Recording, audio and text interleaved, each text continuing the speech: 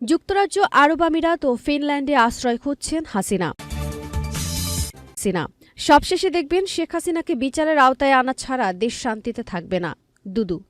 এখন বিস্তারিত।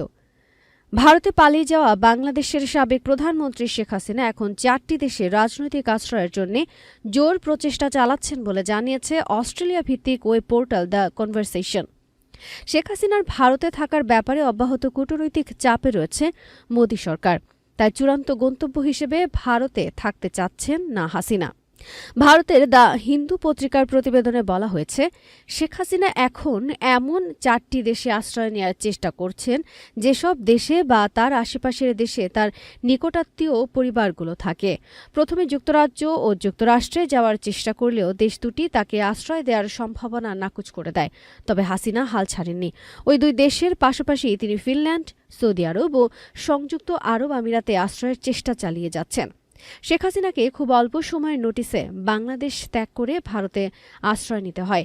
সেখানে একটি সেফ হাউসে রয়েছেন তিনি।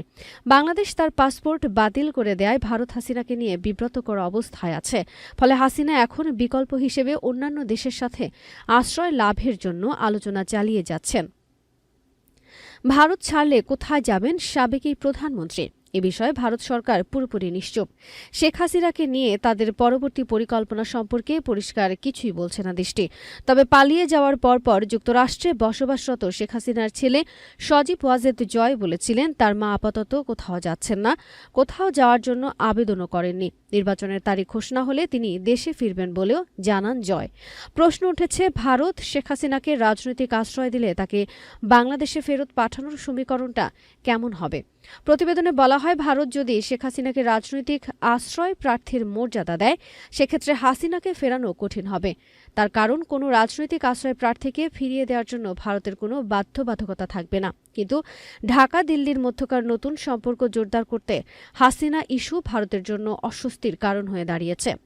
সম্প্রতি ভারতীয় সংবাদ সংস্থা পিটিআইয়ের সাথে এক সাক্ষাৎকারে শেখ হাসিনাকে ভারত থেকে ফিরিয়ে বিচারের মুখোমুখি করার কথা জানিয়েছেন অন্তর্বর্তীকালীন সরকারের প্রধান উপদেষ্টা ড মোহাম্মদ ইউনূস। শেখ হাসিনার বোন শেখ রেহানার মেয়ে টিউলিপ সিদ্দিক বর্তমানে যুক্তরাজ্যের ক্ষমতাসীন দল লেবার পার্টির এমপি এবং যুক্তরাজ্য সরকারের সিটি মিনিস্টারের দায়িত্বে রয়েছেন। শেখ হাসিনার মেয়ে সাইমা ওয়াজেদ পুতুল কর্মসূত্রে দিল্লিতে বসবাস করেন। এমপি এবং যুক্তরাজ্য সরকারের সিটি মিনিস্টারের দায়িত্বে রয়েছেন। শেখ হাসিনার মেয়ে সাইমা ওয়াজেদ পুতুল কর্মসূত্রে দিল্লিতে বসবাস করেন।